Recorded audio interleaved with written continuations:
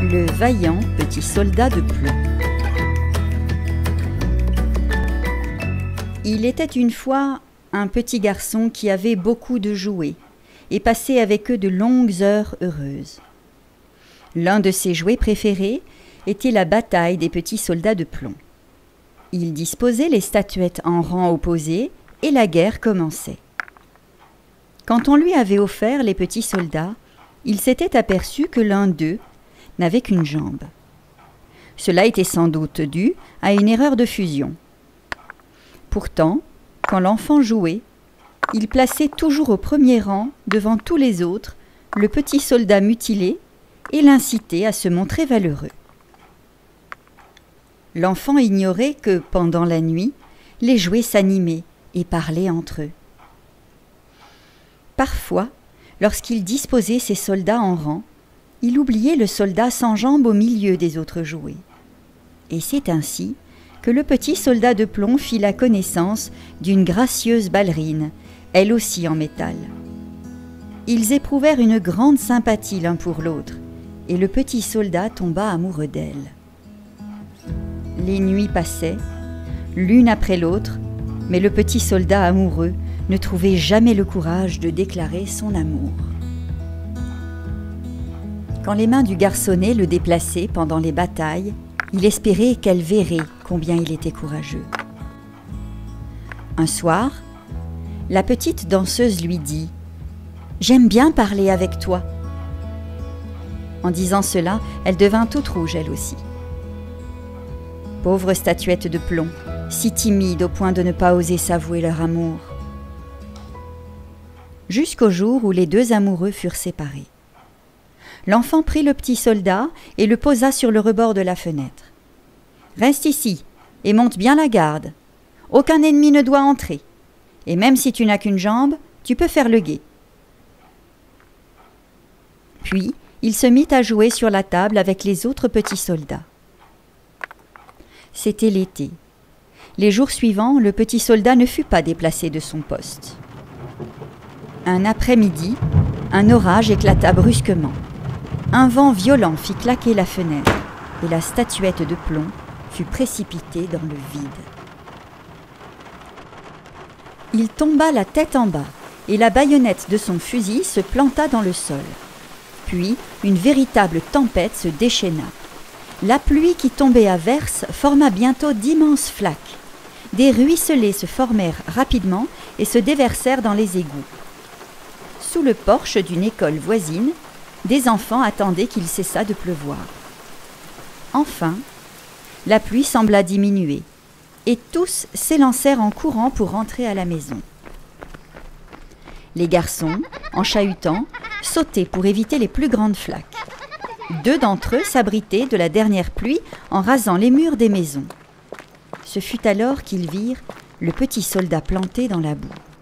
« Dommage qu'il n'ait qu'une jambe, sinon je l'aurais pris chez moi », dit l'un des garçons. L'autre le ramassa et le fourra dans sa poche. « Prenons-le quand même, il servira bien à quelque chose. » De l'autre côté de la rue, où se trouvaient les garçons, s'écoulait un ruisseau. Le courant rapide transportait un petit bateau de papier. « Vite, mettons-y le soldat, ce sera un marin !» dit l'enfant qui l'avait ramassé. Et c'est ainsi que le petit soldat de plomb devint navigateur. L'eau tourbillonnante de la rigole se jetait dans une bouche d'égout, et le petit bateau y fut entraîné. Dans l'égout, l'eau était profonde et boueuse. De gros rats grinçant des dents regardèrent passer devant eux l'insolite passager du petit bateau, imbibé d'eau et presque submergé. Il en fallait cependant bien plus pour épouvanter le petit soldat de plomb qui avait affronté tant de dangers au cours des batailles auxquelles il avait participé. L'eau de l'égout se jetait à son tour dans la rivière où le bateau de papier fut entraîné au milieu de hautes vagues. Le petit soldat comprit que sa fin était très proche. Le bateau fit naufrage et il coula dans l'eau profonde. 1000 pensées lui traversaient l'esprit, mais une seule l'angoissait. « Je ne verrai plus jamais ma douce ballerine. » Peu de temps après, une bouche immense l'engloutit, et changea à nouveau son destin. Le pauvre petit soldat se retrouva dans l'estomac sombre d'un gros poisson qui s'était précipité goulûment sur lui, attiré par les couleurs chatoyantes de son uniforme.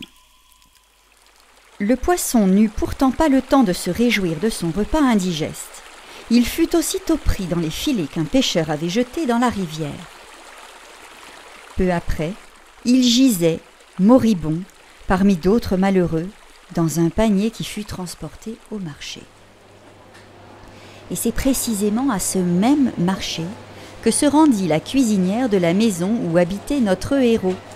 « Voilà, celui-ci conviendrait bien aux invités que nous aurons ce soir », se dit la femme en voyant le gros poisson exposé sur une table.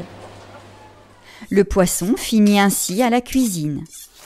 Quand la cuisinière l'ouvrit pour le nettoyer, elle s'étonna d'y trouver le petit soldat de plomb.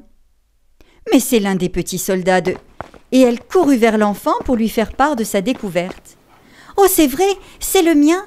dit le garçon qui avait immédiatement reconnu son petit soldat unijambiste. « Va savoir comment il a fait pour arriver dans le ventre de ce poisson. Le pauvre, qui sait tout ce qu'il a dû endurer depuis qu'il est tombé de la fenêtre ?» La brave femme plaça le petit soldat sur le rebord de la cheminée où se tenait la jolie ballerine. Un miraculeux destin avait à nouveau réuni les deux amoureux. Ils étaient heureux. Enfin, la nuit, ils pouvaient se parler et se raconter tout ce qui leur était arrivé. Un sort maléfique allait cependant leur réserver des surprises.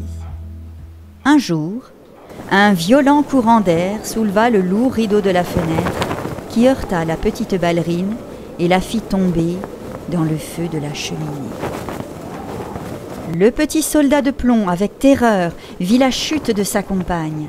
Il savait qu'au-dessous, dans la cheminée, le feu était allumé. Il sentait la chaleur monter jusqu'à lui. Il était désespéré de ne pouvoir rien faire pour la sauver. Pour une statuette de plomb, le feu est un ennemi redoutable parce qu'il peut fondre entièrement le métal. Alors, il se balança sur son unique jambe et essaya de faire avancer son piédestal.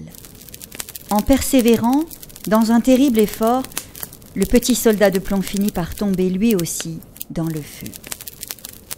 Ainsi, même dans la mésaventure, le petit soldat et la danseuse se retrouvèrent encore une fois très proches, si proches que le métal de leur socle se mit à fondre.